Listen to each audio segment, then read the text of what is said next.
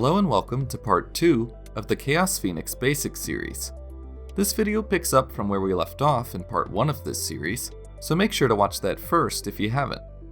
In this part, we will take a closer look at how Phoenix works under the hood, and introduce several powerful features for shading and shaping your simulations. This includes the particle shader for shading particles, as well as Phoenix textures and Phoenix forces, which can be used to enhance and further manipulate your simulations to create even more advanced scenarios. On that note, let's go ahead and get started. When Phoenix simulates, grid channels are written to each cache file that represent the properties of the simulated fluid at that frame. Technically, grid channels are the values contained in each of the voxels in the simulation grid, such as smoke, temperature, liquid, velocity, RGB, and so forth. Depending on what you're trying to simulate, you can choose which grid channels to export to the cache files based on your needs. For example, to simulate multiple colors of smoke, you would want to export the RGB grid channel, so that each of your smoke sources, emitting different colors of smoke, would have their RGB color information saved in that sim's caches. Phoenix's grid channels also have different ranges depending on the type of grid channel. When you use them in rendering for shading, or during simulation for masking, it is good to be aware of the minimum and maximum values that a grid channel can have. For example, Phoenix smoke usually goes from 0 to 1. The Phoenix source won't stop you from emitting smoke above 1, and it would look thicker in rendering, but you could also achieve the same result using the volumetric shading options in the render rollout. Meanwhile, the temperature channel is in kelvins, and typically goes from 300 Kelvin to 2000 Kelvin, or up to a few thousand. 300 Kelvin means the smoke will neither rise nor fall down. Higher values than 300 Kelvin will rise, meaning if you wish to simulate cold smoke that flows downward, you can lower the temperature below 300 until you reach 0. You can find more information about the other grid channel ranges in our docs. As mentioned briefly earlier, Phoenix can also simulate particle systems. For fire and smoke simulations, Phoenix can simulate drag particles. For liquid simulations, Phoenix can simulate liquid particles, as well as secondary particles such as foam, splash, mist, and wet map particles. These secondary particles exist so that you can achieve a variety of different liquid scenarios. Each particle type has its own life cycle, with rules for when and how they are born and die off. In addition, you can control which particles you need to simulate given the scenario. For example, a beach scene may use every single one of these secondary particle types to achieve its effect, while simulating wine pouring into a glass could use only liquid particles, without any secondary particles at all. You can create particles using a source, such as the fire source for drag particles, or create liquid particles using the liquid source, as well as using a script. Foam, splash, and mist particles can be created using a source as well, but they can also be born automatically, based on conditions set in the simulator's settings, and the fluid's properties and behavior. Using the simulator settings, you could create a variety of different scenarios, from the splash and foam needed for a large wave, to the wake from a ship, and so forth. Unlike liquid particles, note that to render any type of secondary particles, you must shade them using the Phoenix particle shader. You cannot shade them using a standard render material.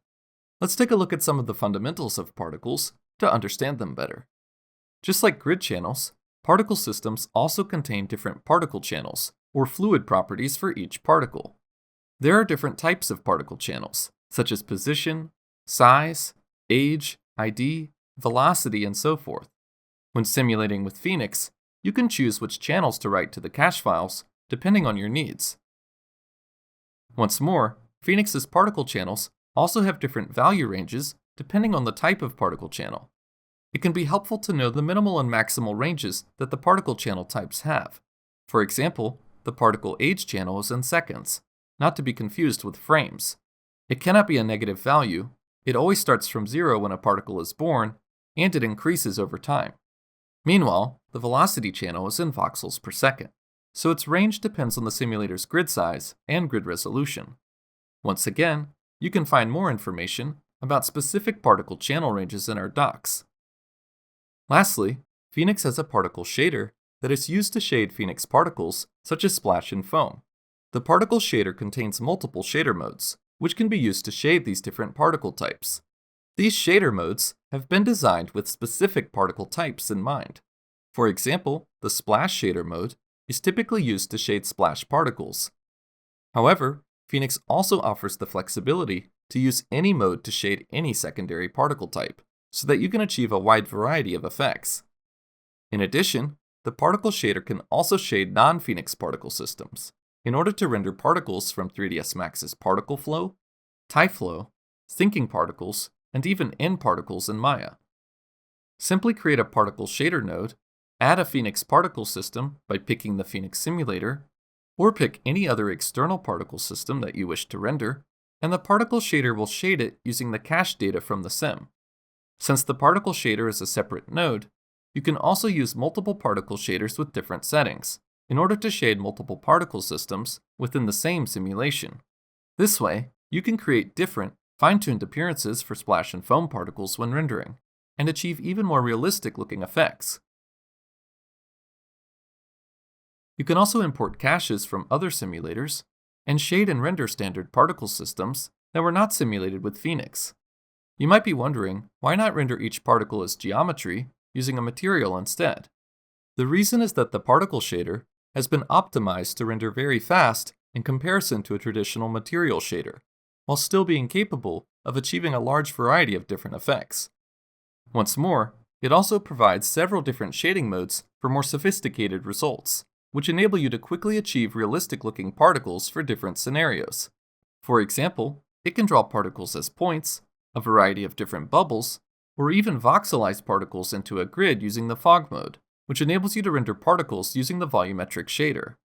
There are also 3 different bubble style modes available: bubbles, cellular, and splash, which are intended for different scenarios. For example, when rendering foam, you can use the cellular mode to render polyhedron-like cells that look very similar to real foam. These make it possible to shade foam that is close up to the camera and have it look convincing. It would be very hard to achieve a similarly convincing result using a standard material shader. Now let's switch gears to briefly talk about another important part of simulations, which are forces. Forces can be used to change a simulation's behavior, for example, to make smoke appear more turbulent or flow along a predefined path. Phoenix has a number of forces that can affect simulations, as well as supports the use of native 3ds Max and Maya forces, including important ones such as vortex, wind, and drag forces. There are 5 different Phoenix forces available that can be used to create more complex simulator behaviors. These are the plane force, body force, follow path, wave force, and turbulence. Let's go over them briefly. The plane force pushes the fluid in a specified direction, simulating wind or gravity. The dynamics are controlled by 2 parameters that balance between predictability and natural behavior: the strength of the force and drag. Note that the drag determines how much the fluid's behavior is suppressed, or how closely it follows just the plane force, while preventing the fluid from continuously accelerating forever. Meanwhile, the body force creates a force to pull the fluid toward or away from a geometry object. A positive strength value produces a force that pulls fluid toward a geometry object, and can be used to make the fluid form the shape of the geometry. For example, making a liquid simulation, form the shape of a letter, number, or logo for an interesting effect. Meanwhile, negative strength values repel the fluid away from the geometry object. Follow path is another force that pushes a fluid, but this time along a spline. Quite literally, this force can be used to make smoke or liquid particles follow the path of a spline, for example, to make fluids move on a swirling invisible spline around some geometry. The degree of force is controlled by a virtual pipe around the spline. For points outside the virtual pipe, the force pushes the fluid toward the spline, and for points inside the pipe, the force pushes the fluid along the spline, in one direction.